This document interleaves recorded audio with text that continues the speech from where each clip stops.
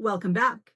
In 2001, before dating apps, before algorithms decided who we might love, there was a movie and this week's episode, Serendipity, that asked a simple question. Do we choose love or does love choose us? In Serendipity, fate isn't romantic, it's tested. Phone numbers are lost, names are written in books, planes are missed, years pass. Now, in my opinion, that's not fate. That's terrible communication, modern airline complications. But the idea is this. If something is truly meant to be, it will survive time, distance, and bad decisions. In Serendipity, John, played by John Cusack, and Sarah, played by Kate Beckinsale, both move on and get engaged to other people.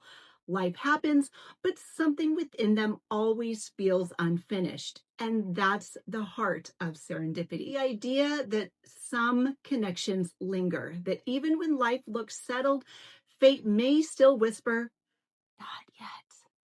And beyond the movies, which always present a very romanticized idea of fate, I want to consider how life has introduced fate to real people. For instance, take the story of a man and woman who lived in the same city for years. Same gym, same coffee shop, same train schedule. They ended up passing each other hundreds of times, yet they never spoke.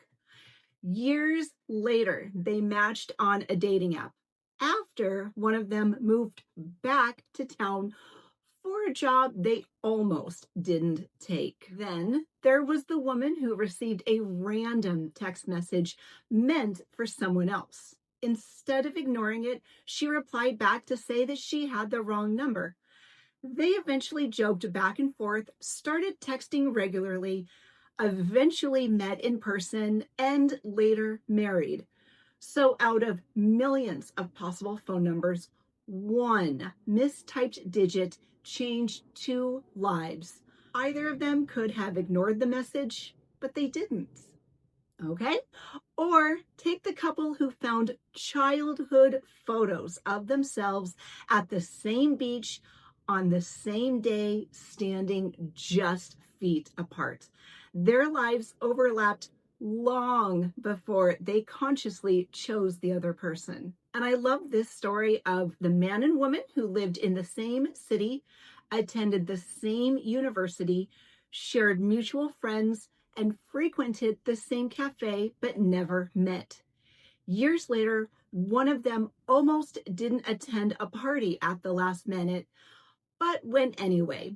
The other person had also almost stayed home.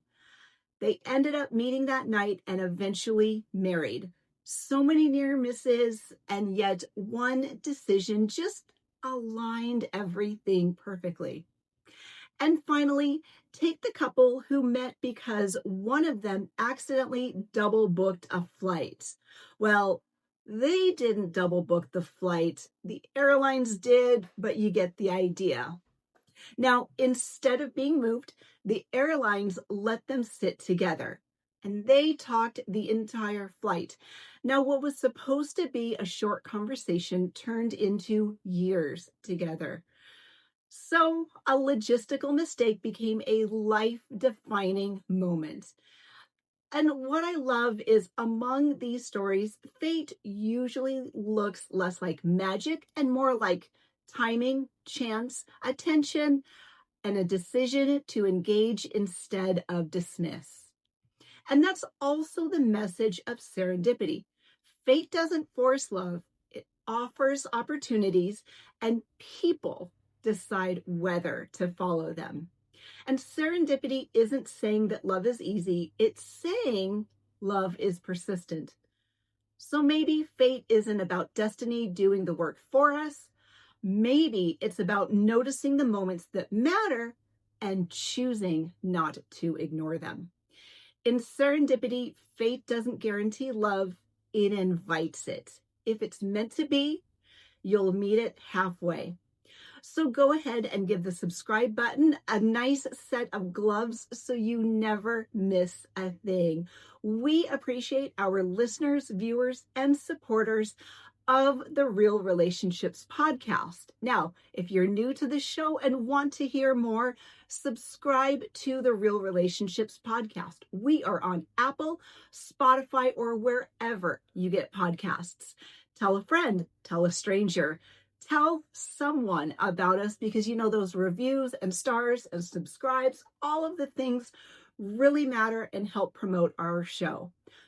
To that end, we are also on all of the relevant socials. Of course, we are on YouTube, and new episodes of the Real Relationships podcast also premiere on YouTube every Thursday, along with content throughout the week on platforms such as TikTok, Instagram, Facebook, and Blue Sky. You're not going to want to miss a thing.